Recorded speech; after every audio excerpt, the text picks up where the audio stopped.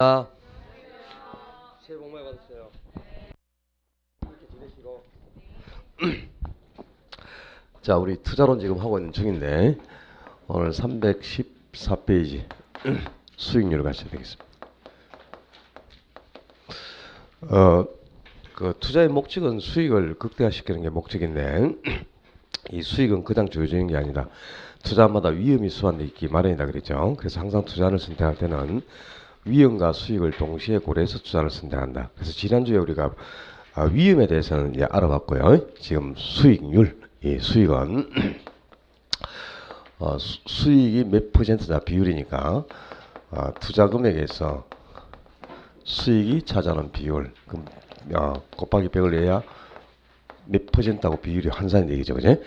투자 금액에서 수익이 차지하는 비율을 수익률이라 하는데 이 수익률이 세 종류가 있습니다. 수익률의 종류 구분하셔야 됩니다. 요구 수익률, 그리고 기대 수익률, 실현 수익률 세 가지가 있는데 이 요구 수익률은 이제 투자자가 투자를 하기 위해서 투자를 충족시키기 위해서 최소한으로 원하는 필수적인 최소한도의 필수적인 투자 수익률을 요구 수익률이라고요. 그러니까 내가 투자를 하기 위해서는 최소 몇 프로 정도 수익이 나왔으면 좋겠다 하고 투자자가 최소로 원하는 수익률 이걸 요구 수익률 또는 기회비용이라고도 하고요. 그리고 또 요구 수익률이 위험을 조정하는 할인율로 사용되기 때문에 위험 조정 할인율 이 용어 기억하셔야 됩니다. 위험 조정 할인율 줄여서 또 위험 조정률이라고도 하고요. 더 줄여서 그냥 할인율이라고도 합니다. 그래서 통상적으로 이제 나중에 할인율이라는 용어가 많이 나올 텐데 주로 이제 요구 수익률이 대부분 할인율로 사용되기 때문에 요구 수익률을 할인율 이렇게 표현하는 거예요. 그러니까 투자자가 투자를 하기 위해서는 최소로 원하는 수익이 있죠. 적어도 나는 몇 프로 정도 수익이 나오면 투자하겠다고 최소한으로 원하는 필수적인 수익률을 요구 수익률이라고 하고요. 기대 수익률은 기대되는 수익률, 이 말은 수익이 아직 나지 않은 거예요. 어떤 투자 안에 투자를 한다면 그 투자로부터 예상되는 수익률, 그러니까 투자 내부적으로 발생하는 예상 수익률이다. 그래서 기대 수익률을 내부 수익률이라고도 하고 또 이거는 예상되는 수익률이니까 아직 수익이 나지 않은 거예요. 그래서 예상 수익률, 투자하기 전에 예상치에 불과한 거니까 사전적 수익률이라고도 합니다. 투자 내부적으로 발생 가능한 예상 수익률, 그래서 기대 수익률을 내부 수익률이라고도 한다. 이 동의어를 꼭 기억하고 계셔야 돼. 기대 수익률과 내부 수익률이 동의어라는 걸 알아야 나중에 투자 분석 기법에서 나오니까 이해를 할 수 있어요. 투자 내부적으로 예상되는 수익률을 기대 수익률 또는 내부 수익률이라고 하고요. 실현 수익률은 실제 투자가 이루어지고 난 후 결과로 산출된 수익률이에요. 그러니까 이제 실제 발생을 했기 때문에 실제 수익률, 이건 투자 후에 결과로 산출이 된 거죠. 그래서 사후적 수익률이라고도 합니다. 자, 다시 한번 세 가지 개념 비교합니다. 자, A라는 투자는 있는데 이 투자 안에 갑이라는 투자자가 투자를 하고자 하면서 나는 이 A 투자로부터 10% 수익이 나온다면 투자하겠다. 10% 수익이 나온다면 투자하겠다. 그 말은 10% 수익이 나오면 투자한다는 말은 반대로 바꾸면 10% 수익이 나오지 않으면 투자하지 않는다. 이 말하고 같은 거지, 그지? 10% 수익이 나온다면 투자하겠다. 그 얘기는 10% 수익이 나온다면 투자한다는 말은 10% 수익이 나오지 않으면 투자 안 한다. 그 말하고 같죠? 그러면 이 A라는 투자에 갑이 투자를 하기 위해서 최소로 원하는 수익이 10%는 돼야 한다. 이런 뜻이죠. 투자자가 투자를 충족하기 위해서 최소한으로 원하는 필수적인 투자 수익률 이 10%를 요구 수익률이라고 하는 거고요.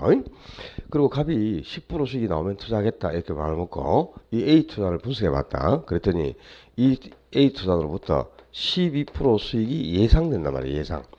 그럼 이 12%는 실제 투자 후에 발생한 것이 아니고 투자를 한다면 이 투자 내부적으로 12%가 나올 것이다. 예상되는 수익률이라는 게 투자 내부적으로 발생 가능한 예상 수익률 이 12%를 기대 수익률 또는 내부 수익률이라고 한다 그 말이야. 그리고 이제 갑이 실제 A에 투자를 했어요. 그랬더니 1년 후 이 A 투자로부터 8% 수익이 발생을 했어. 그럼 이 8%는 실제 투자가 이루어져 난 후 결과로 산출된 수익률이죠. 투자 후에 실제 발생한 이 결과로 산출된 수익률이 실현 수익률 이렇게 되어 있네.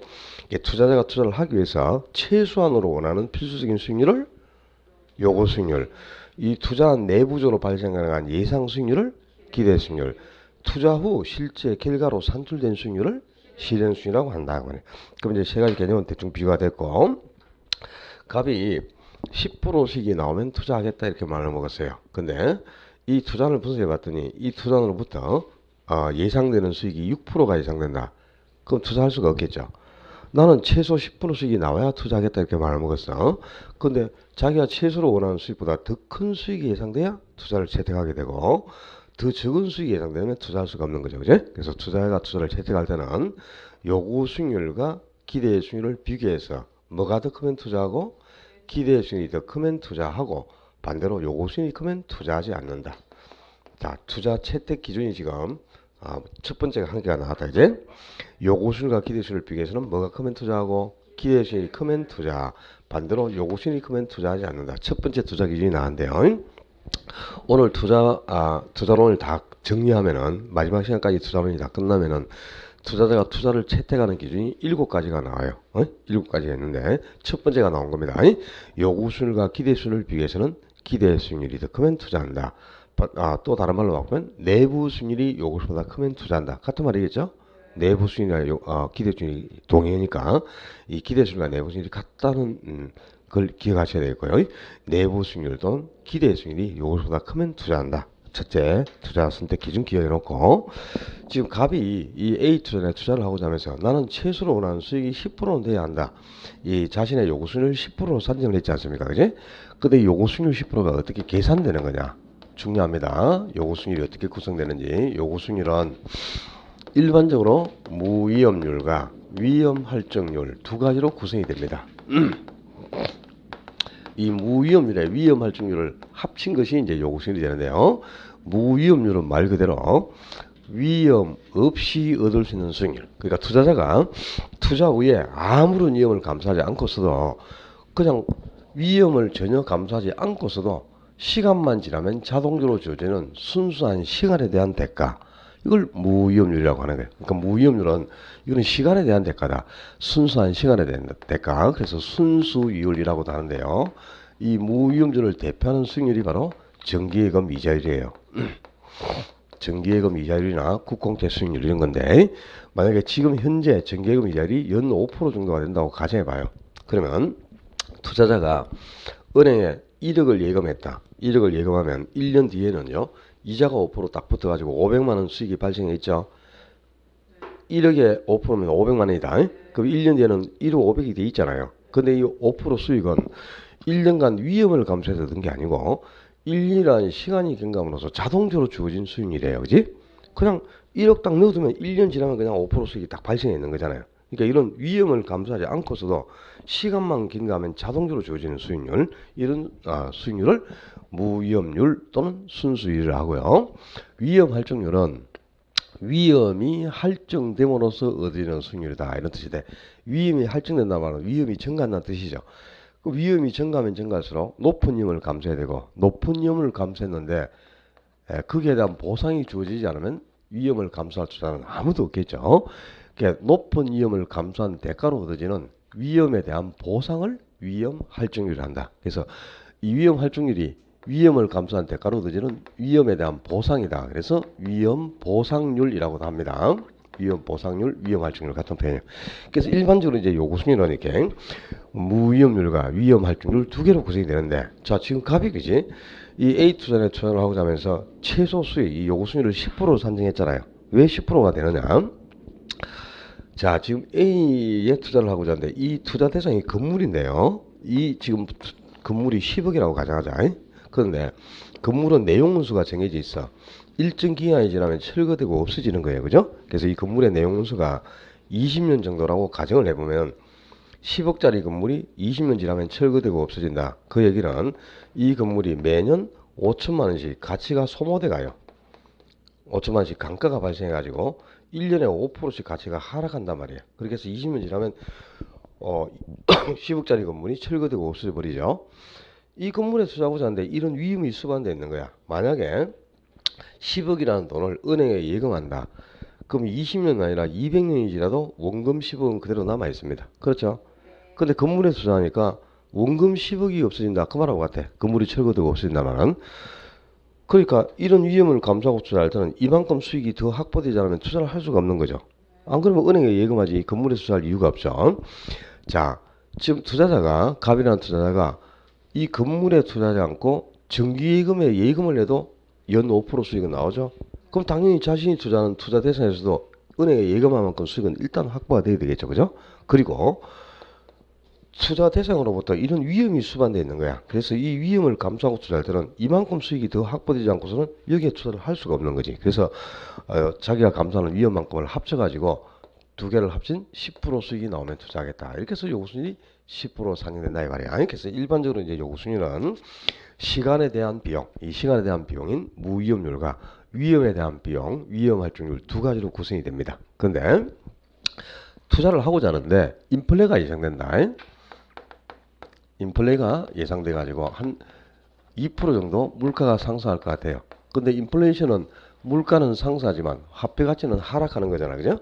그래서 실제 이제 투자 후에 인플레가 발생해서 2%만큼 화폐 가치가 하락을 해버리면 10% 수익이 나와도 2%만큼 화폐 가치가 하락하면 실제 투자에 얻는 수익은 8% 정도밖에 안 되는 셈이 되죠. 그래서 이 인플레가 예상될 때는 화폐 가치가 하락할 손실을 감안해서 이만큼 또 수익을 더 원하게 되는 거예요. 그래서 인플레가 예상될 때는 예상 인플레이션을 이 요구순위에 반영을 해줍니다. 요구순위는 예상 인플레이션도 합쳐주는 거죠. 이 요구순위에 예상 인플레이션이 반영되는 것을 피셔 효과, 피셔가 명명했다. 그래서 피셔 효과라고 하는데 이 피셔 효과라는 용어는 몰라도 상관이 없어요. 뭘 기억하느냐? 통상적으로 요구순위는 무위험률과 위험할증률 두 개로 구성이 됩니다. 근데 인플레가 있을 때는 요구순위는 무위험률과 위험할증률, 예상 인플레까지를 합친 것이 요구순위 된다. 요구순위 세 가지로 구성이 되는 거예요. 그렇게 해놓고 이제 인플레를 예상하지 않았을 때는 요구순위 무위험률과 위험할증률 두 개로 구성되어 있잖아요. 그죠? 여기서 이제 시험 포인트가 이거죠. 자, 이 무위험률과 위험할증률 두 가지를 합친 것이 요구순위이기 때문에 무위험률이 상승하더라도 요구순위는 상승하는 요인이 되는 거고, 그죠? 또 위험이 증가해서 위험할증률이 증가하더라도 요구수는 당연히 상승하게 되어 있죠. 자, 이게 시험 포인트예요. 시험은 이렇게 나온다. 무위험률의 상승은 요구순위를 하락시키는 요인이다. 이렇게 나와. 두 가지를 합친 게 요구순위이기 때문에 무위험률이 상승해도 요구순위 증가하게 되는 거고요. 또 위험이 증가해서 위험할증률이 증가하더라도 요구수는 당연히 상승하게 되겠죠. 요구순위 상승하는 요인이 됩니다. 하락하는 요인이 아니고. 무위험률이 상승하는 것도 요구순위 상승하는 요인. 또 위험이 증가해서 위험할증률이 증가하더라도 요구수는 상승해야 된다. 그래서 나중에 나올 거예요. 5번에 가면 큰 5번 위험과 수익의 상실 가능성에 의해서 위험과 수익이 상실한 게는 부담하는 위험이 크면 클수록 위험이 증가할수록 높은 힘을 감수해야 되고 그럼 거기에 대한 대가인 위험 할증률을 더 크게 요구해요. 그래서 위험 할증률이 증가하게 되면 당연히 요구수도 상승하게 됩니다. 그래서 위험이 증가할수록 요구수율도 증가해가지고 이 위험이 증가하면 수익도 증가해서 위험하고 수익은 언제나 뭐한다? 비례하게 됩니다. 반비례하는 게 아니고 위험과 수익이 비례하게 되는데 이 위험과 수익이 비례하는 것을 상쇄 관계라고 한다. 큰 5번에 나와 있어요. 위험과 수익이 상쇄 관계. 위험이 크면 클수록 요구하는 수익률도 커져서 위험하고 수익은 언제나 비례하게 됩니다. 반비례하는 게 아니고 그래서 위험이 증가할수록 요구수도 증가한다. 이게 이제 중요한 포인트가 되겠고요. 다시 앞으로 가서 4번 4번에 투자가치와 시장가치라는 용어가 나왔는데 이 의미 자체는 큰 투자가치가 뭔지 시장가치가 뭔지 의미는 기억할 필요가 없습니다. 실제 그걸 시험에 내는 건 아니니까 시험 포인트는 따로 있죠. 자, 시장가치와 투자가치의 개념. 만약에 A라는 투자는 있는데 이 A 부동산이 시장에서 매도인과 매수인 사이에 모든 조건이 다 정상적인 조건이 충족된 상태에서 거래가 이루어진다면 이 부동산이 4억 정도의 거래가 될 수 있다고 가정을 해봐요. 그럼 이 4억이라는 금액은 실제 시장에서 거래를 통해서 성립 가능한 금액이죠. 이 4억이 바로 시장에서 형성 가능한 금액. 이 4억을 시장 가치라고 하는 거예요. 가치하고 가격은 같은 표현입니다. 시장에서 성립 가능한 가격. 이걸 바로 시장 가치 이렇게 표현해. 그럼 투자 가치는 뭐냐? 이 A라는 부동산을 갑이라는 투자자가 볼 때는 3억짜리 정도 돼 보여요. 그 다음에 을이라는 투자자가 볼 때는 5억짜리 정도 돼 보인다. 그럼 이 3억이나 5억이라는 가격은요, 투자자가 부동산에 대해서 느끼고 있는 주관적 가격이고, 또 이 A라는 대상 부동산이 갑에게는 3억 정도의 가치를 부여해주고 있고, 을에게는 5억 정도의 가치를 부여해주고 있다는 거지. 이렇게 대상 부동산이 투자자에게 부여하는 주관적 가격, 또 투자자가 부동산에 대해서 느끼고 있는 주관적 가격, 이 3억이나 5억을 투자 가치라고 한다 그 말입니다. 자, 시장 가치하고 투자 가치 개념이 중요한 게 아니에요. 뭐가 중요하냐? 자, 갑이 볼 때는 이건 얼마짜리죠? 3억이죠. 근데 4억을 지불하지 않으면 살 수가 없는 거지. 내가 볼 때 3억짜리인데 4억 달라고 한다. 안 사겠죠? 갑은 투자하지 않는다 이런 뜻입니다. 근데 을이 볼 때는 5억짜리죠. 5억으로 보고 있는데 4억이면 살 수 있어. 을은 을이 볼 때는 5억짜리인데 4억 달라고 한다. 기꺼이 투자하고자 하겠죠, 이제. 그러니까 지금 여기서 이제 이걸 아셔야죠. 갑처럼 투자 가치가 3억이고 시장 가치가 4억으로 시장 가치가 더 크다면 투자하지 않는다. 을처럼 투자 가치가 5억이고 시장 가치가 4억으로 뭐가 더 커? 투자 가치가 더 크죠? 시장 가치보다? 그럼 투자한다 그 말이네, 그지? 그러니까 투자를 채택할 때는 자, 시장 가치와 투자 가치를 비교해서는 뭐가 더 크면 투자하고 투자 가치가 더 크다면 투자하고 시장 가치가 더 크면 투자하지 않는다. 역시 이제 투자 채택 기준이 또 한 개가 나왔어요. 좀 전에 요구 수익률과 기대 수익률을 비교해서는 기대 수익률이 요구 수익률보다 크면 투자하고 요구 수익률이 크면 투자하지 않는다 그랬죠. 두 번째, 투자 가치와 시장 가치를 비교해서는 투자 가치가 시장 가치보다 더 크면 투자하고 반대로 시장 가치가 크면 투자하지 않는다. 자, 투자 선택 기준 지금 두 개 나온 겁니다. 오늘 총 7가지가 나온다 그랬어요. 좀 이따가 다음 시간에 나오니까 두 개를 기억하고 계셔야 돼. 7가지를 한꺼번에 정리해야 되니까. 317쪽에 박스 속에 보면 투자자의 위험에 대한 태도 찾으셨어요? 위험에 대한 태도는 위험 해모적, 그리고 위험 선호적, 위험 중립적 이렇게 세 가지 태도가 있어요. 이 위험 해모적 투자자를 위험 회피형이라고도 하고요. 위험 선호적 투자자를 위험 추구형이라고도 합니다. 그리고 위험 중립적 투자자를 위험 중립형이라고도 하는데 우리가 알아야 할 투자자는 위험 해모적 투자자예요. 왜냐? 이 위험 선호적 투자자나 위험 중립적 투자자는 이성적인 태도는 아니고 비이성적 태도를 가진 사람이라.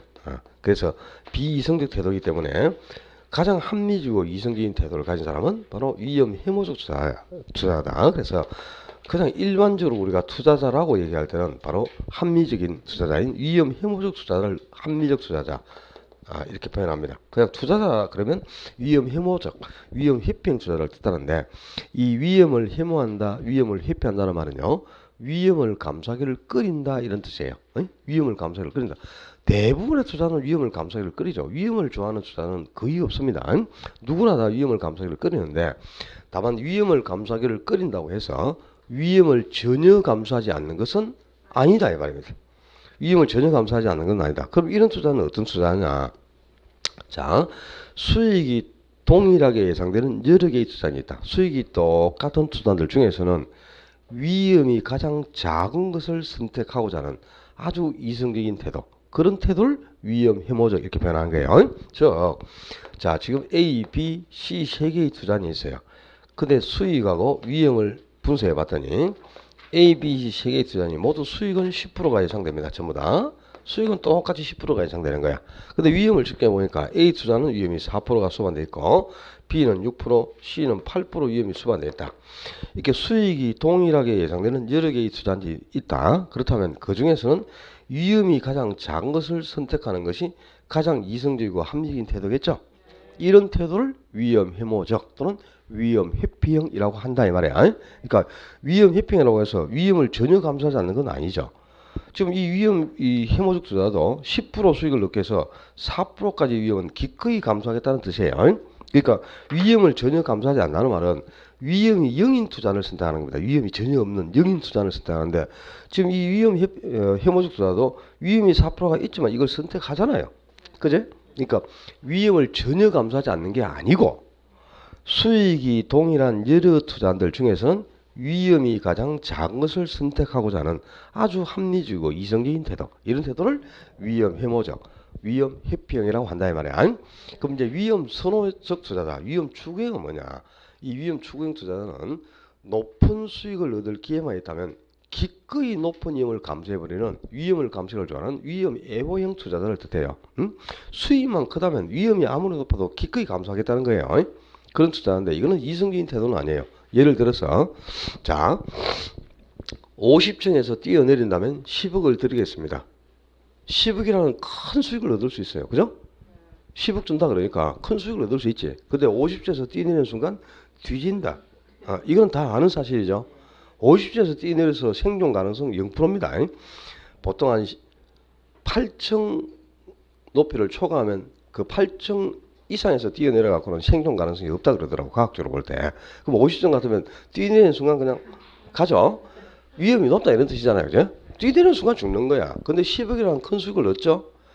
그러니까 위험이 높지만 10억이라는 큰 수익을 얻기 위해서 기꺼이 50층에서 뛰어내리는 투자자가 위험 선호적 투자자예요. 근데 이거는 이성적인 태도는 아니죠.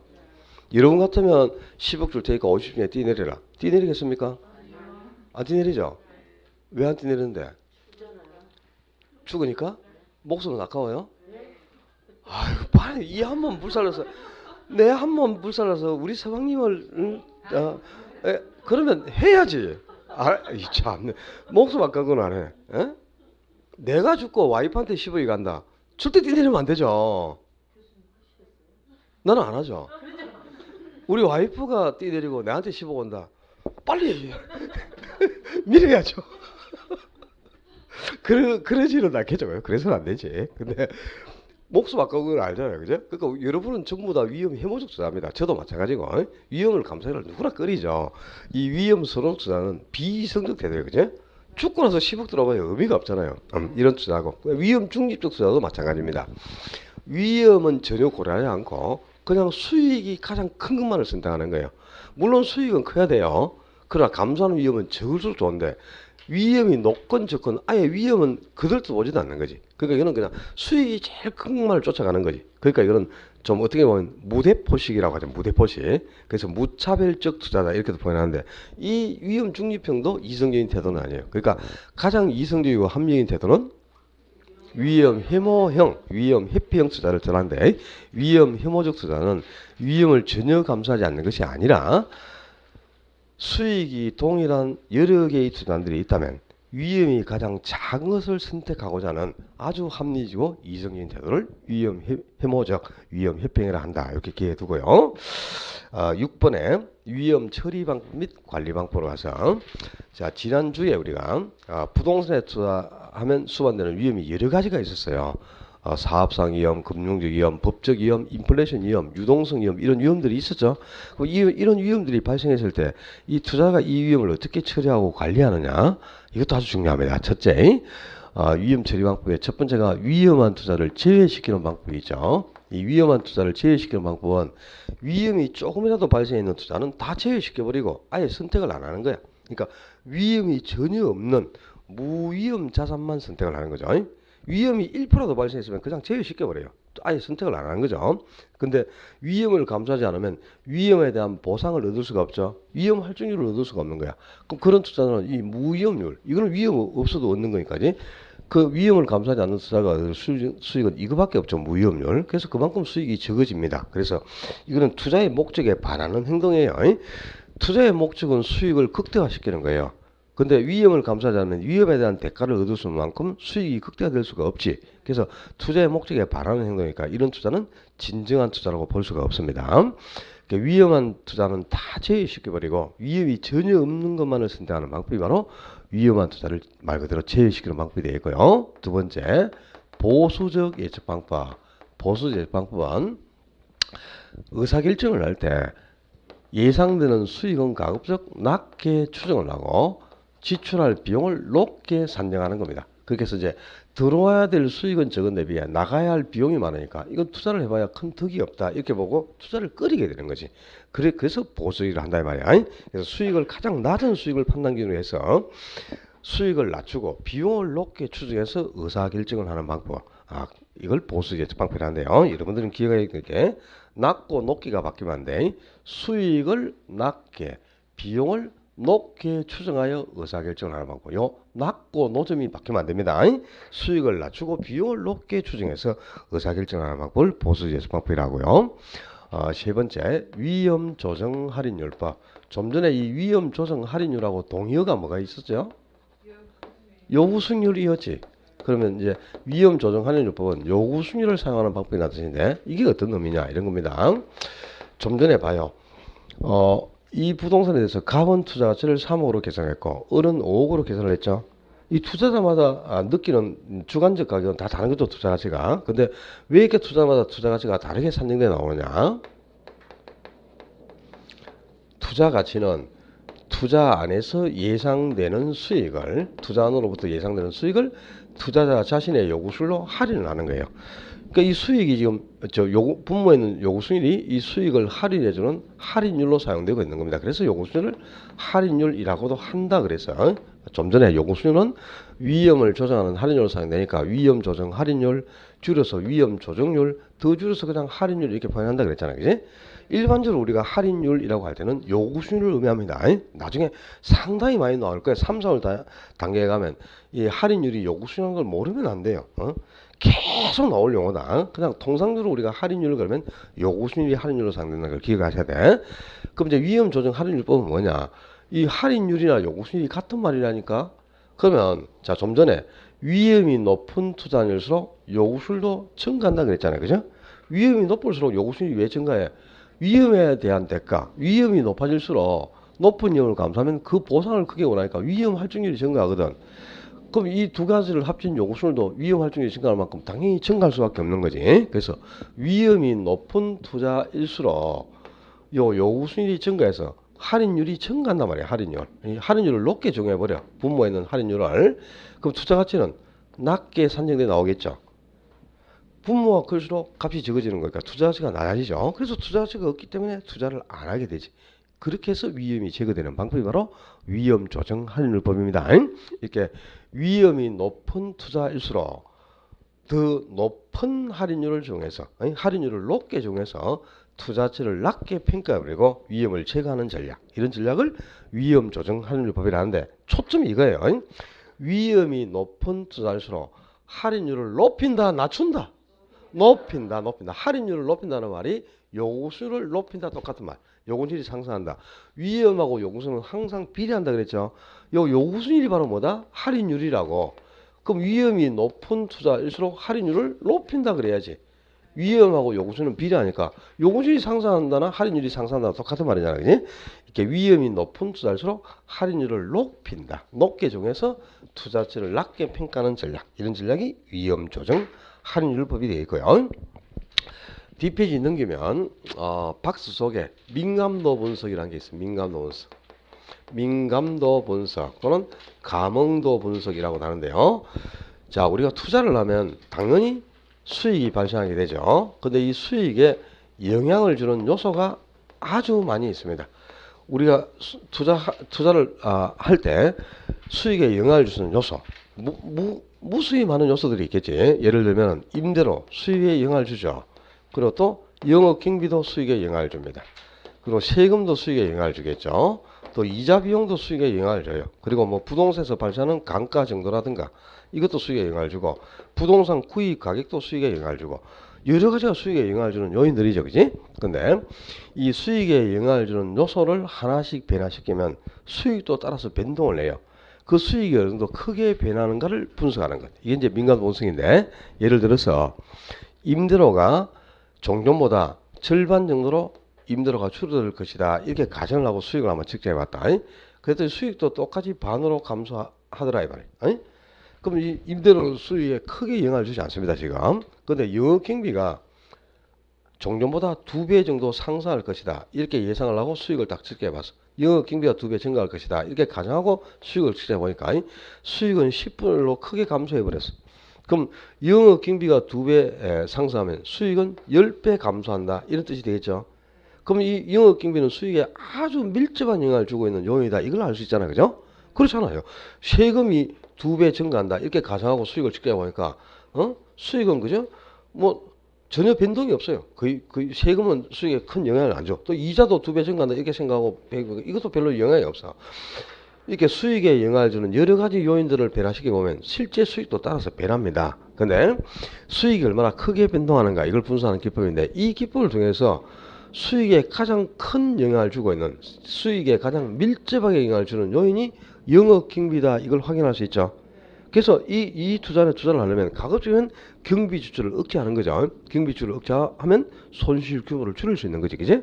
수익을 안정적으로 가져가고. 이렇게 민감노동석이란 수익에 영향을 미치는 여러 가지 요인들이 변화할 때 실제 수익이 어떤 영향을 받는가, 이걸 분석하는 기법을 민감노동석이라고, 이 민감노동석을 통해서 수익에 가장 크게 영향을 미치고 있는 요인이 무엇인가를 판별해서 손실 규모를 줄일 수 있는 위험 처리 방법, 이런 방법을 민감도 분석이라 한다, 그 말입니다. 이 개념 알아놔야 돼. 민감 분석이 이런 것이다 하는 걸 알아놔야 되겠고, 그리고 이제 위험이 발생했을 때 그 투자자가 그 위험을 스스로 어떻게 관리하는가, 위험 관리 방법 아주 중요해요. 구분한 게, 첫째가 위험 회피, 그리고 두 번째 위험 보유, 세 번째는 위험 통제, 그리고 네 번째 위험 증가, 이렇게 네 가지 형태가 있네요.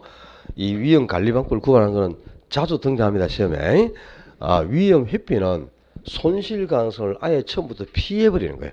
투자가 손실이 날 가능성 자체를 처음부터 피한다. 이걸 위험 회피라고 하는데, 대표적으로 위험을 회피하는 방법이 위험한 투자를 제외시키는 겁니다. 아까 우리 위험한 투자를 제외시키는 게 있었죠. 그죠? 그러니까 위험이 있는 투자는 전부 제외시켜버리고 선택을 안 했잖아, 그제? 위험한 투자를 제외시켜버리면 위험을 전혀 감수하지 않겠다, 이 말이야. 위험이 조금이라도 발생했으면 제외시키고 선택을 안 하니까 위험을 아예 감수하지 않겠다. 즉, 손실을 전혀 보지 않겠다, 이 말입니다. 손실 가능성을 처음부터 완전히 피해버리는 것. 이걸 위험 회피라고 합니다. 이 위험을 회피하는 수단이 위험한 투자를 제외시키는 거예요. 사례 기억하셔야 돼.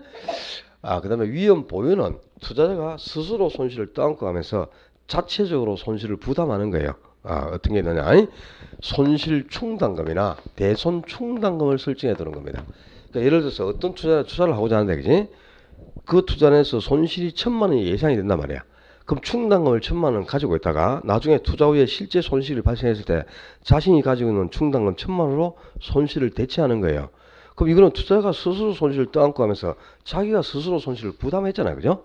내가 스스로 손실을 떠안고 간다. 그래서 위험 보유라고 한다, 이 말이야. 손실을 스스로 부담하고 떠안고 가는 거죠.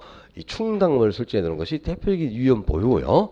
위험 통제는 손실 규모나 횟수를 줄이는 겁니다. 손실 규모를 줄이는 거, 그걸 위험 통제라고 하는데, 좀 전에 우리가 봤던 이 민감 농석이 가장 대표적인 위험을 통제하는 수단이죠. 그러니까 민감 농석을 통해서 수익에 가장 밀접한 영향을 주는 요인이 무엇인가 판별했죠. 그럼 이 투자는 지금 영업 경비가 수익에 가장 밀접한 영향을 주는 요인이다, 이걸 우리가 확인했으니까 경비 지출을 억제하면서 손실을 줄일 수 있지 않습니까? 그죠?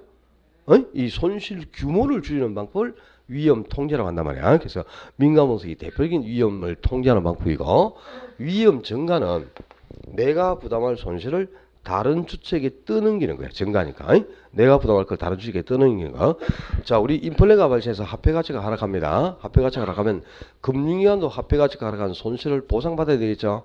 그러기 위해서 변동률을 정해가지고 금리를 인상하는 거야. 그렇게 해서 차비자에게 손실을 떠넘기죠. 그리고 또 인플레가 발생해서 화폐 가치가 하락한다. 그럼 임대인도 손실이 오니까 임대료를 인상하는 거야. 임대료를 인상해가지고 임차인에게 손실을 증가시켜야 되죠. 그리고 우리가 보험에 가입해 두면 사고가 났을 때 내가 부담할 손실을 보험회사에게 떠넘기게 되잖아요. 그죠? 이것도 손실을 증가시키는 방법이죠.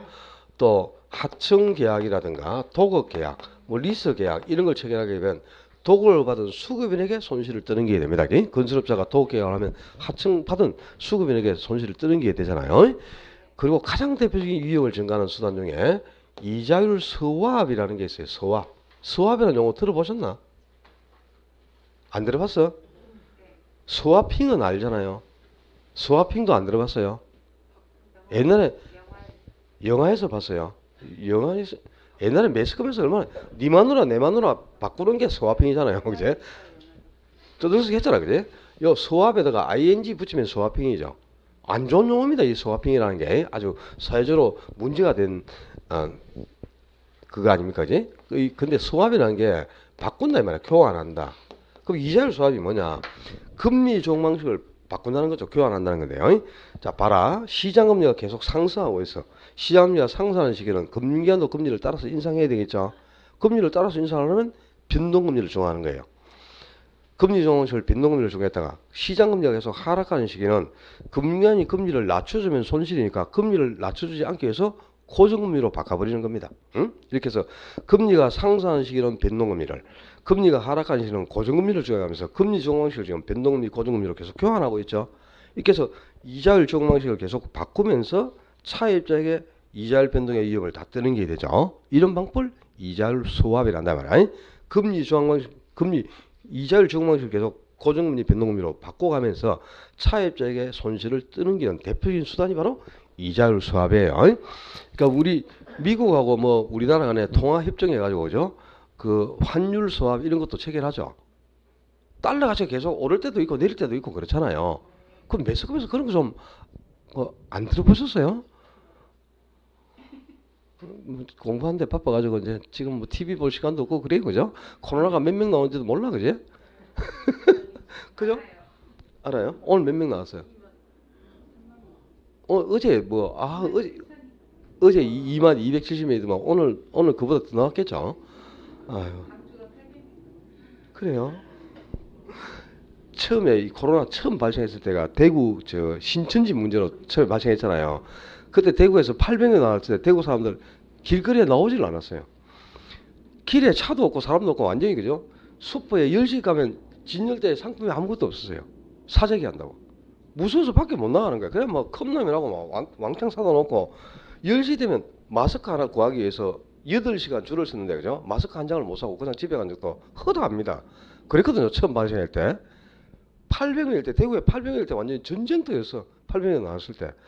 그래가지고 뭐 아무도 밖에 안 나오고 차도 없었어요. 길거리에 사람도 없고. 그런데 어저께 대구 아마 2,000명 나왔을 겁니다. 그저께 1,700명 나왔으니까 지금 눈도 깜짝 안 해요. 그죠? 그렇죠. 강주도 그렇죠. 예전에 뭐 한 100명만 나와도 막 벌벌 떨었잖아요. 지금은 이제 700명, 800명 나와도 감각이 무뎌졌죠. 이제 우리도 이제 면역이 생긴 거죠. 그죠? 그게 대해서 2년 이상을 이렇게 난리를 떨고 하니까 이게 진짜 참 큰일인데 빨리 좀 잠잠해져야 되는데 이제 연휴 끝나고 했으니까 확진자가 더 늘어나겠죠. 이동도 막 하고 그랬으니까 이제 큰일인데 어찌 해야 될지는 모르겠네요. 그죠? 이제 학원도 이제 2월 7일부터는 거리두기를 해야 됩니다. 방역 폐쇄는 면제가 됐지만 거리두기 2월 7일부터 적용되는데 거리두기가 2m당 한 명이거든요. 여기 5명 앉으면 끝이야 그냥. 실제 이제 교육시에서 감사 나오고 하면 다 적발이죠. 이 거리 앞, 뒤, 옆으로 다 2m 거리 둬야 되니까. 근데 그렇게 해서는 수업할 수가 없잖아요, 그죠? 이런 데서 그러니까 이제 뭐 한 칸 뛰어앉기 이 정도는 이제 당연히 해야 되겠죠, 그죠? 그건 해야 되는데 지금 그거 한다고 지금 안 걸리고 이게 아니잖아 지금, 그죠? 이거 뭐 죽기 전에 한 번 안 걸려볼 사람이 있겠나 싶을 정도로 지금 불안하죠. 워낙 자꾸 늘어나니까 빨리 좀 잠잠해져야 되는데 참. 일단 그 위험 관리 방법은 작년에도 물론 출제를 했지만 그죠? 주로 이제 시험에 나오면 이렇게 나옵니다. 위험한 투자를 제외시키는 것은 위험을 증가하는 방법이다 이렇게 나와. 위험을 증가하는 게 아니고 위험을 회피하는 방법이다 그래야 돼. 또 변동률을 정하거나 보험에 가입하는 것은 대표적인 위험을 회피하는 수단이다 이렇게 나오거든요. 위험을 회피하는 게 아니고 위험을 증가하는 수단이다 그래야 된다. 이 위험 회피하고 위험 증가를 구분하는 걸 가지고 대부분 이제 답을 요구합니다. 이 사례를 그러니까 기억하셔야 돼요. 특히 위험 증가에 해당하는 사례는 다 기억을 해놓고 계셔야 되겠습니다. 자, 지난주부터 이제 지금까지 우리가 위험과 수익에 대해서 분석을 해봤어요. 위험 수익 분석을 했고 이제 해야 될 게 321조 포트폴리오 이론으로 갑시다.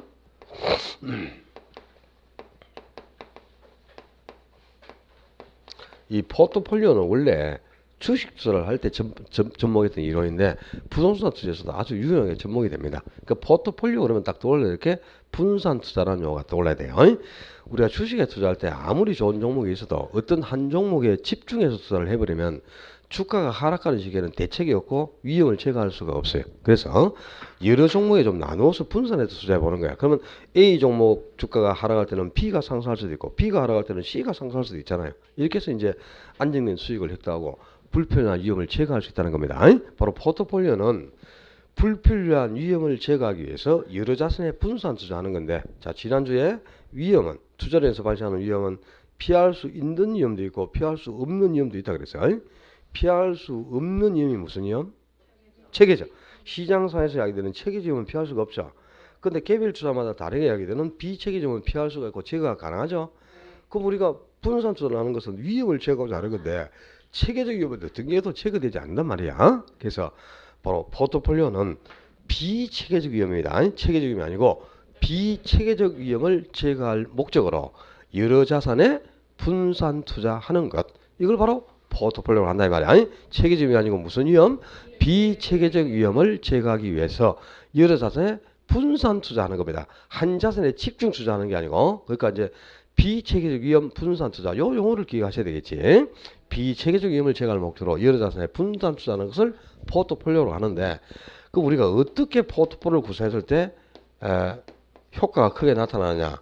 포트폴리오 효과가 크다. 다른 말로 바꾸면 분산 효과가 크다. 같은 말이에요. 분산 효과, 포트폴리오 효과가 크다는 말은 비체계적 위험을 많이 제거한다는 뜻이 되겠지, 그지? 바로 비체계적 위험을 제거할 목적으로 분산 투자하는 것이 포트폴리오니까 비체계적 위험이 많이 제거되면 포트폴리오 구성 효과가 크게 나타난 거고, 이 비체계적 위험이 적게 제거되면 분산 효과가 적게 나타나게 되는 거죠. 자, 근데 어떻게 포트폴리오 구성했을 때 분산 효과, 이 포트폴리오 효과가 크게 나타나느냐? 첫째는 포트폴리오를 구성하는 자산수를 증가시켜라 그 말입니다. 자산수를 증가시켜라. 즉 우리가 포트폴리오 구성할 때 A, B 두 개로 포트폴리오를 구성하는 것보다는 A, B, C 세 개로, 또 세 개보다는 A, B, C 네 개로 이렇게 자산수를 계속 늘려가라 이 말. 자산수를 두 개보다 세 개, 세 개보다는 네 개, 네 개보다는 다섯 개. 이렇게 구성하는 자산수를 계속 증가시킬수록 통계적으로 볼 때 위험이 더 많이 제거됩니다. 그건 왜냐? 이 각 자산마다 수익률의 분포 양상이 서로 다르기 때문에 그래요. 그러니까 수익률이 전부 다르게 분포하고 있기 때문에 A, B에서 수익이 나오지 않을 때는 C, D에서 수익이 나올 수 있다는 거야. 그리고 또 B하고 C에서 수익이 안 나온다? 그럼 A하고 D에서 수익이 나올 수 있다는 거지. 그래서 통계로 볼 때는 이렇게 포트폴리오 구성하는 자산수가 증가할수록, 자산수를 늘리면 늘릴수록 위험은 더 많이 제거할 수 있다. 이런 의미가 되겠고요. 두 번째는 상관계수가 마이너스 1에 가깝도록 자산을 배합하라 그 말입니다. 그러니까 상관계수는 마이너스 1에부터 플러스 1 사이의 값만 가지는데 상관계수가 마이너스 1에 가깝다는 말은 작아진다는 거지 커지는 게 아니고. 그래서 상관계수가 작으면 작을수록 위험을 더 많이 제거하게 되는데요. 이 상관계수는 자 만약에 우리가 A, B 두 개로 포트폴리오를 구성했다고 가정할까? A하고 B 두 개로 포트폴리오를 구성했는데 A, B 두 개의 수익률이 동일한 방향으로 흐르고 있는지 서로 수익률이 반대 방향으로 흐르고 있는지를 측정하는 지표가 상관계수인데요. 이 상관계수는 마이너스 1에서부터 플러스 1 사이의 값만 가지. 상관계수가 가장 적을 때가 마이너스 1, 제일 클 때가 1입니다. 그러니까 상관계수는 1을 초과하는 경우도 없고 마이너스 1 미만도 없어요. 아니 제일 적을 때가 마이너스 1, 제일 클 때가 1. 1하고 마이너스 1 사이의 값만 가죠. 근데 상관계수가 마이너스 1이 되면은 비체계적 위험이 모두 제거됩니다. 무슨 위험이 모두 제거된다고? 비체계적 위험이 모두 제거된다 그래야지. 또 상관계수가 마이너스 1인 경우에는 투자론이라 발생하는 모든 위험을 제거할 수 있다. 그러면 안 돼요. 체계적 위험은 제거가 안 되는 거니까 모든 위험이 제거되는 게 아니고 비체계적 위험이 모두 제거된다 말이야. 이 비체계적 위험만 제거되는 거고 비체계적을 제거할 목적으로 분산 투자하는 게 포트폴리오잖아요. 그래서 상관계수가 마이너스 1이면 비체계적을 모두 제거했기 때문에 분산 효과가 가장 크게 나타난 거죠. 포트폴리오 구성 효과가. 그러니까 제일 양호한 포트폴리오가 구성된 겁니다. 왜 그러냐? 이때는 분산 투자한 자산의 수익률이 정반대 방향으로 자산이 배합되어 있기 때문에 그렇다 이 말이에요. 그러니까 수익률이 서로 반대 방향이 되게 자산을 배합해야 돼. 그래야 상관계수가 작아지고 마이너스를 가까워지면서 위험이 더 많이 제거된다는 뜻이네. 상관계수가 1이 돼버리면 전혀 위험이 제거되지 않아요. 위험을 전혀 제거할 수가 없습니다. 이때는 위험이 전혀 제거되지 못했는데 이때는 왜 그러냐? 수익률이 서로 동일 방향이야. 분산 투자한 자산의 수익률이 서로 똑같은 방향으로 동일한 방향으로 자산이 배합되어 있기 때문에 위험을 전혀 제거할 수가 없다는 뜻입니다. 그래서 항상 우리가 분산 투자를 해서 포트폴리오 구성할 때는 수익률의 방향이 반대 방향이 되도록 자산을 배합하라는 거예요. 예를 들어서 그지? A하고 B 두 개의 분산 투자를 했단 말이에요. A하고 50%, B하고 50% 이렇게 해서 A, B 두 개로 포트폴리오 구성한 겁니다. 근데 A에서 수익이 100%가 나올 때 B에서는 수익이 0%가 나오고 B에서 수익이 100%가 나올 때 A에서 수익이 0%가 나왔다. 그럼 두 자산의 수익률의 방향이 정반대 방향이 됐죠. 수익률이 완전히 정반대잖아. 그지? 이렇게 자산이 배합되면 A에서 수익이 안 나올 때는 B 나오고 있고 B의 수익이 안 나올 때는 A에서 수익이 나오잖아요. 그런 불필요함이 모두 제거되고 가장 좋은 양호한 포트폴리오가 구성된 겁니다. 이렇게 수익률의 방향이 정반대가 되면 상관계수는 마이너스 1이 되면서 비책임이 모두 제거됩니다. 그래서 분산 효과가 가장 크게 나타난 거예요. 근데 똑같이 A, B 두 개로 지금 포트폴리오를 구성했어. 근데 A에서 수익이 100%가 나올 때 B에서도 수익이 100%가 나와. A의 수익이 0% 나올 때 B에서도 수익이 0% 나옵니다.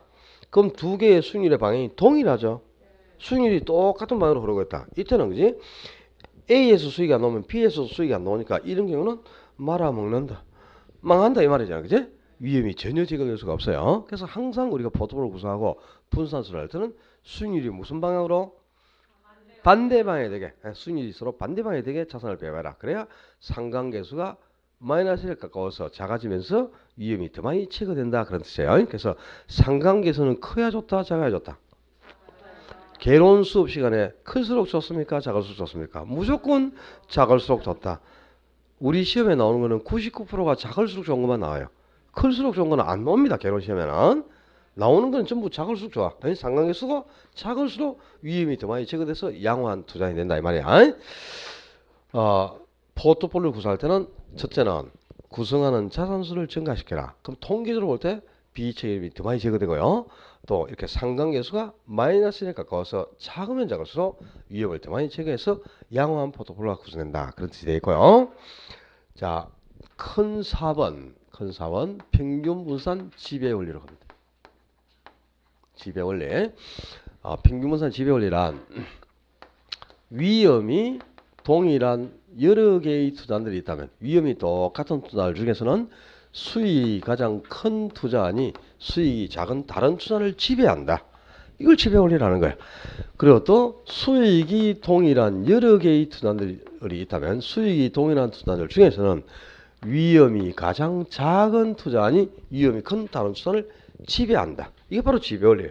그럼 지배 원리에 따라서 이제 지배를 당한 투자는 기각 처리가 됐으니까 선택할 필요가 없죠. 그래서 합리적인 투자들은 위험이 동일한 투자들 중에서는 수익이 가장 크고 또 수익이 동일한 투자들 중에서는 위험이 가장 작은 투자를 선택해서 투자를 하게 돼요. 그래서 항상 투자를 선택할 때 수익과 위험을 동시에 고려해서 수익은 크고 위험은 작은 이 두 조건을 충족하는 투자를 선택하는 투자 기준을 바로 평균 분산법이라고 한다. 그러니까 지난주에 우리가 평균이 수익을 의미하는 용어고 분산이 위험을 뜻하는 용어다. 평균 분산법이 다음 주에 바로 나오니까 기억을 하세요. 용어를 내가 그랬거든요. 기억나요? 평균이 수익을 분산이 위험을 뜻한다고. 그럼 평균 분산법은 바로 평균이 수익을 분산이 위험을 뜻하니까 수익과 위험을 동시에 고려해서 수익은 크면서 위험이 작은 이 두 조건을 충족하는 투자를 선택하는 투자 기준. 그게 바로 평균 분산법이다. 이런 뜻이에요. 자, A하고 B 두 개의 투자는 있어. 근데 이 두 투자에서 수익을 분석해 보니까 수익은 A가 10%, B가 8%가 예상이 됩니다. 근데 수반되는 위험을 또 측정해 보니까 A는 4% 위험이 수반되어 있고 B는 6% 위험이 수반되어 있다고 가정해보자. 이랬을 때 이제 평균 분석법 입각해서 A, B 중에 뭐가 더 양호한 투자인가를 선택해 보는 거예요. 그럼 평균 분석법은 수익은 크면서 위험이 작은 것을 선택한다 그랬죠. 그지? A가 수익이 10% 크고 B는 수익이 8% 적죠. 그럼 수익이 큰 A가 수익이 낮은 B를 지배해. 또 위험은 A가 4% 적고 B가 6%더 높죠. 그럼 위험이 적은 A가 위험이 높은 또 B를 지배해. 그럼 이 경우에는 A는 지금 수익도 크고 위험도 적다. 수익이 크면서 위험이 적다. 이 두 조건을 동시 충족하고 있죠. 근데 B는 수익도 적은 것이 위험은 또 높아요. 그지? 그러니까 수익도 만족을 못 주고 위험도 만족을 못 주죠.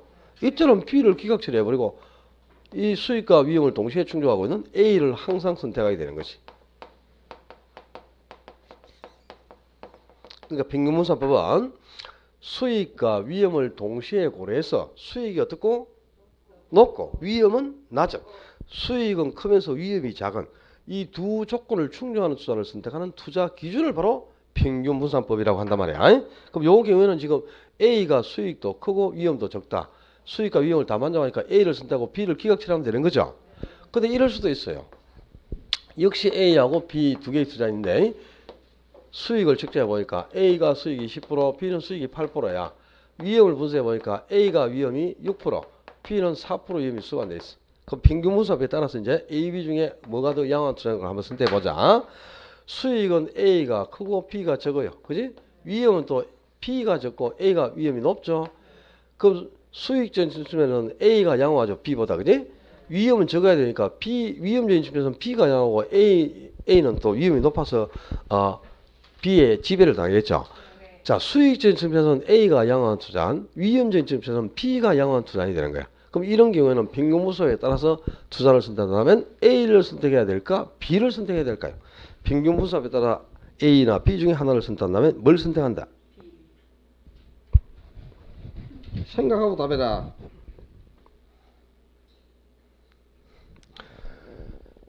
A를 선택한다. 그래도 안 되고 B를 선택한다. 그래도 안 되고 뭘 선택한다 그러면 내년도에도 이 자리에 와서 또 선택해야 된다. 알았나? 이때는 선택할 수 없다 그래라. 그렇지. 차라리 그냥 아무 말 안 하는 게 답이야. 그죠? 자, 평균분산법은요. 수익하고 위험을 동시에 충족해야 선택을 할 수 있는 거야. 수익이 크면서 위험이 적어야 돼. 이 두 조건을 동시 충족해야만 그걸 선택하는 거지. 지금 이 A 투자는 수익은 크지만 위험도 높잖아요. 그럼 위험을 만족을 못 주고 있잖아 지금. 또 B는 위험은 적지만 수익도 적기 때문에 수익을 역시 만족을 못 주죠. 그래서 이때는 수익과 위험을 동시에 충족하는 게 A도 아니고 B도 아니잖아요. 그러니까 평균분산법으로는 A를 선택할 수도 없고 B를 선택할 수도 없다 그래야 돼. 응? 수익하고 위험 중 한 개만을 충족해서는 선택을 할 수 없는 겁니다. 평균분산법은 두 개를 동시 충족시켜야 된단 말이야. 응? 수익이 크면서 위험이 작다. 이 두 조건을 동시 충족하는 투자를 선택하는 투자 원칙. 이걸 평균분산법이라고 하는 거예요. 그리고 이 평균분산 지배 원리가 바로 위험이 동일한 투자 중에서는 수익이 큰 것이, 수익이 동일한 투자 중에서는 위험이 작은 것이 다른 투자를 지배했죠. 요 평균분산 지배 원리 두 가지 기준을 만족하고 있는 투자들이 있어. 그 투자들을 연결해 보면 선분이 하나 완성되는데 그 선분을 효율적 전선 또는 효율적 프론티어 또는 효율적 투자선이라고 하는 거예요. 이제 5번으로 갔어요. 5번 효율적 전선과 지배 원리. 자, 이 효율적 전선이라 이런 거죠. 이 세로축이 수익을 의미하고요. 가로축이 위험을 뜻하는 축인데 여기는 지금 무수히많은 투자들이 존재하고 있어요. 근데 이 선분 위에 있는 투자들은 모두 위험이 4% 정도라고 가정해요. 이 선분상에 있는 투자들은 모두 위험이 7% 정도가 됩니다. 이 선분 위에 있는 투자들은 모두 위험이 11%다 이렇게 가정해. 그럼 이 세로축이 이제 수익이죠. 이 선분상에 있는 투자들은 모두 수익이 10%로 똑같습니다. 이 선분상에 있는 투자들은 모두 수익이 16% 정도입니다. 이 선분에 있는 투자들은 모두 수익이 19% 정도라고 가정하고 그림을 봐요. 자, 지금 이 선분 위에 있는 투자들은 모두 위험이 몇 프로? 4% 똑같죠? 이것도 위험이 4%, 4%, 4%, 4%. 위험은 전부 4%다, 그지? 그런데 수익은 맨 위에 있는 게 10%가 가장 높고요. 이 아래에 있는 투자는 수익이 10%보다 더 적죠? 이렇게 위험이 4%로 동일한 투자들 중에서는 수익이 가장 큰 이 투자니 수익이 낮은 요 아래 다른 투자를 지배해버리고 요놈이 선택되는 거예요. 그러니까 자, 위험이 동일한 투자 중에서는 수익이 가장 큰 투자니 수익이 낮은 다른 투자를 지배한다 그랬잖아요. 그죠? 그러니까 이 위험이 4% 동일한 것 중에는 이게 수익이 최고니까 이게 밑에 수익이 낮은 걸 다 지배해버리고 선택되는 거죠. 그럼 이 선분 위에서도 위험은 7% 전부 동일합니다. 이 선분은 그지? 근데 맨 위에 있는 게 수익이 16% 가장 크죠? 그럼 이게 수익이 낮은 요 아래 다른 선을 전부 지배해버리고 요놈이 선택되겠지.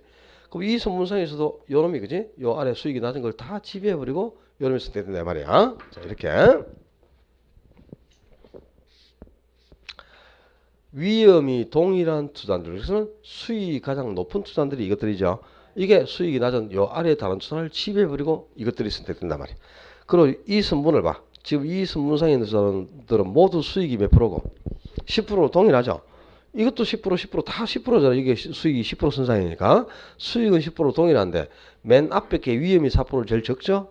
그럼 이 위험이 가장 적은 투자니 위험이 높은 뒤에 다른 투자를 다 지배해버리고 요놈이 선택되는 거예요. 이렇게 수익이 동일한 투자들 중에서는 위험이 가장 작은 투자니 위험이 높은 다른 투자를 지배하고 선택된단 말이에요. 그럼 이 선분상에서도 수익은 16% 동일하지만 이게 위험이 제일 적으니까요. 뒤에 위험이 높은 다른 걸 지배하고 요놈이 선택되겠지. 요놈도 뒤에 걸 지배하고 선택되겠지. 그럼 여기 있는 이 투자들은 위험이 동일한 투자들 중에서는 수익이 가장 큰 투자이고 수익이 동일한 투자들 중에서는 위험이 가장 작은 투자니까 이 지배원리 두 가지를 만족하고 있는 투자이죠. 이 지배원리 두 가지를 만족하는 이 투자들을 선택해서 연결해 보면 선문이 하나 완성된단 말이야. 이 선문, 노란 이 선문을 효율적 전선, 효율적 프론티어라고 한다 이 말입니다. 자, 그러니까 거기 교재에 줄 효율적 전선, 지배 원리를 만족하는 포트폴리오를 효율적 포트폴리오 하고 그 효율적 포트폴리오의 집합이 바로 효율적 전선인데요. 효율적 전선, 여기에 있는 이 포트폴리오는 전부 효율적 포트폴리오야.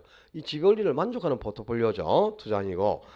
그리고 동일한 위험 하에서 최고의 수익률을 나타내는 포트폴리오를 선택해서 연결한 선분. 동일한 위험에서 가장 수익이 큰 최고의 수익률을 나타내는 포트폴리오를 선택해서 연결한 선분을 효율적 전선이라고 한다 이 말입니다. 또 다른 말로 바꾸면 지배 원리, 요 지배 원리를 만족하는 점들이 이것들이죠. 요 지배 원리를 만족하는 점의 연결선, 지배 원리를 만족하는 점을 연결한 선분, 이걸 바로 효율적 전선이라 하는데 이 효율적 전선이 봐 오른쪽 위로 우상향하고 있잖아, 그지? 자, 효율적 전선은 우상향합니다. 우하향하는 게 아니고 왜 우상향하느냐 보자. 지금 여기서는 4% 위험에서는 이게 최고의 수익을 의미하니까 4% 위험을 감수하고는 10% 이상의 수익을 얻을 수가 없죠. 그래서 더 큰 수익을 위해서 우상에서 여기까지 딱 하니까 수익을 이만큼 더 얻었죠.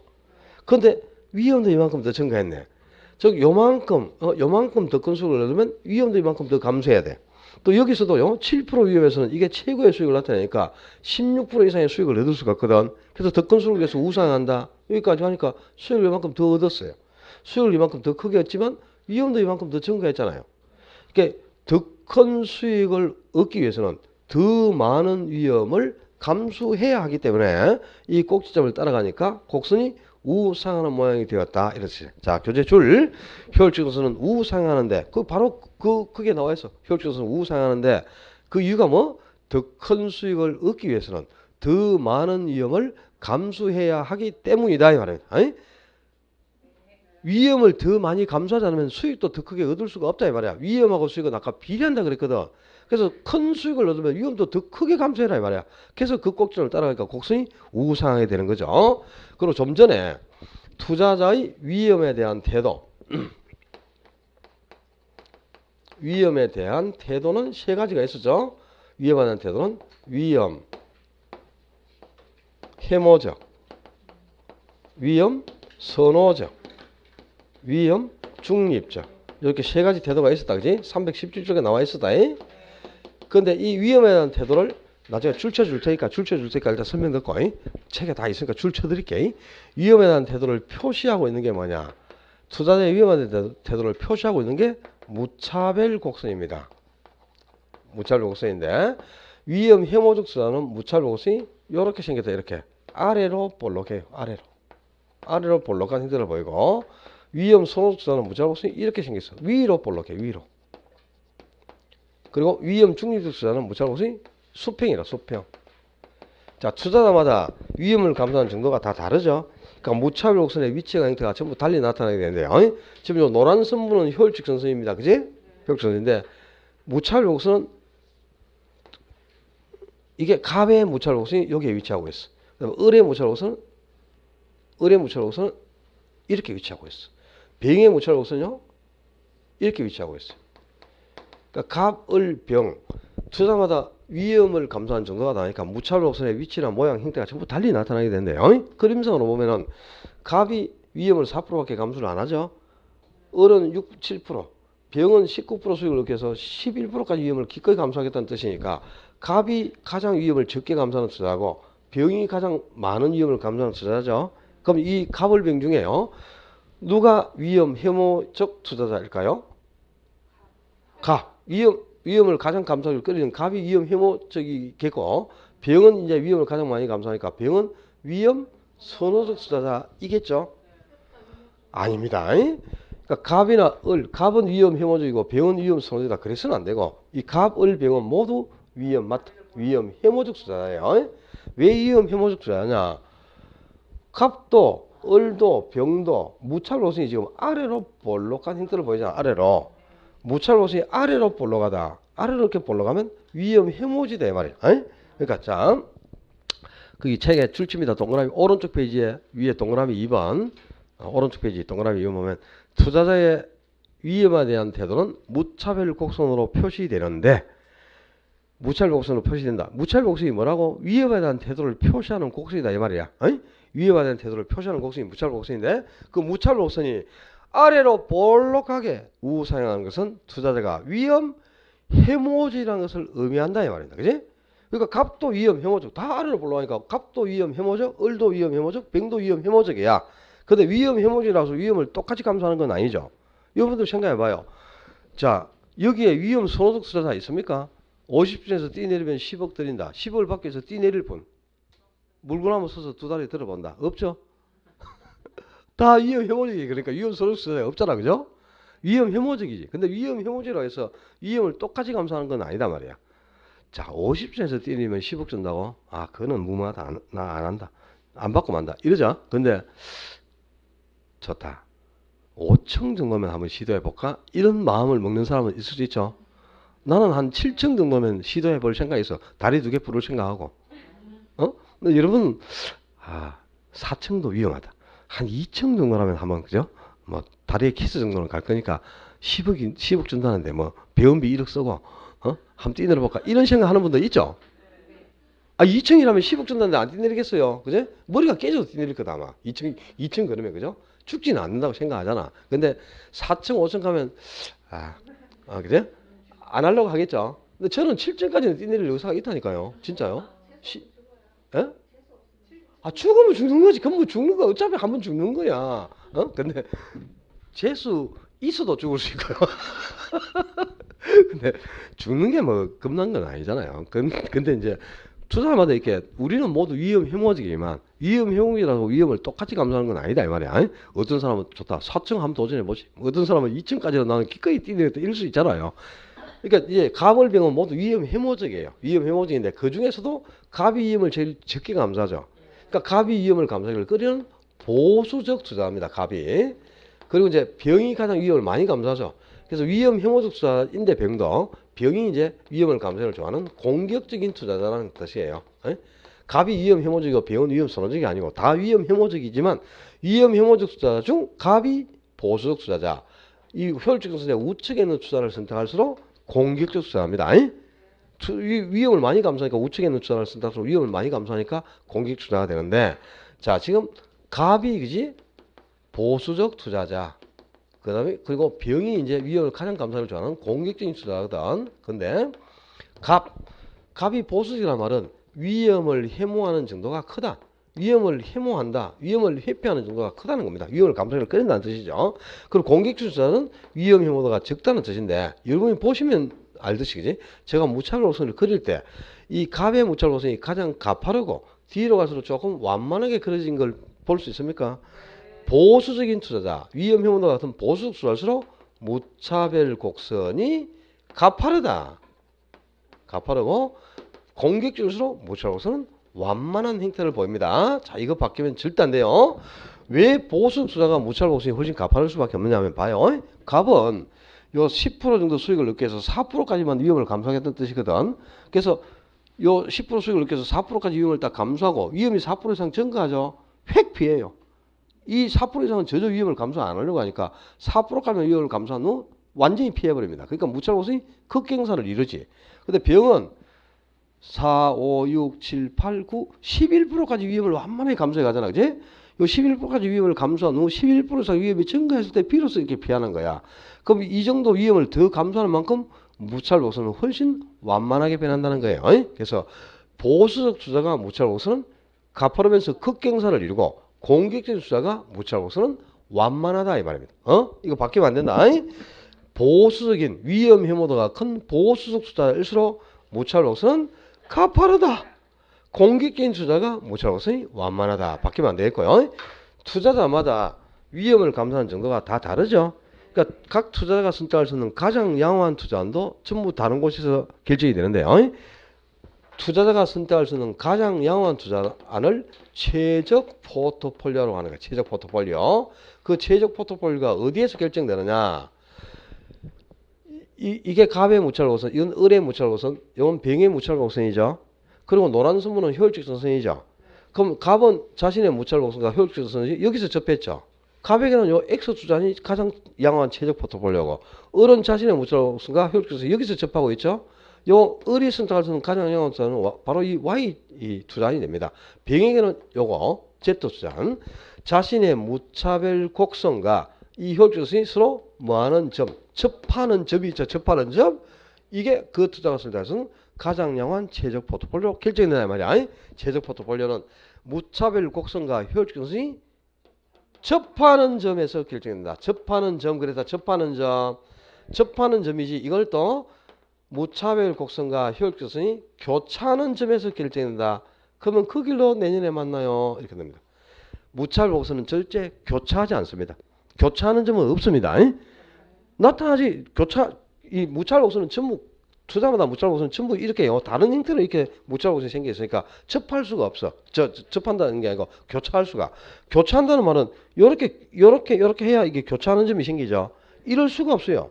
각 투자의 무차별 곡선은 절대 교차하지 않습니다. 그래서 교차하는 점 자체가 없어. 그러니까 교차하는 점에서 결정된다가 아니고 접하는 점에서. 요 잊어버리면 안 돼요. 접하는 점을 바꿔서 또 교차하는 점 이렇게 낸다. 맞다 그래라. 최적 포트는 무차별 곡선과 효율적 곡선이 접하는 점, 접점에서 결정된다. 거기까지 해서 포트폴리오 이론을 정리하고요. 이번 시간에 위험과 수익 분석에서 한 개 정도 예상하시고, 이 포트폴리오 이론에서도 반드시 한 개 정도 이렇게 예상하시면 되는데, 두 문제 해결했고요. 지금까지 정리한 거는 그래도 그죠? 조금 투자를 해서 조금 쉬운 거다. 좀 쉬운 영역이고, 이제 다음 시간부터 정리할 3장의 투자 분석, 거기서부터가 좀 머리가 지끈지끈하다. 쉬는 시간에 머리를 좀 맑게 정리를 하고 들어오시도록 그렇게 하세요. 좀 쉬었다 하겠습니다. 고생했습니다.